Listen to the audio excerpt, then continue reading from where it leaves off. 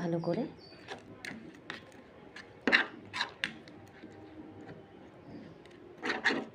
নারিকেল, সরিষা বাটা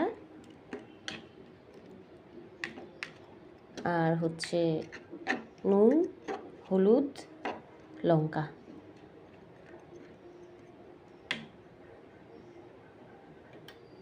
এখন উপর থেকে লঙ্কা দিয়ে দেব। এবার আমি এটাকে দেব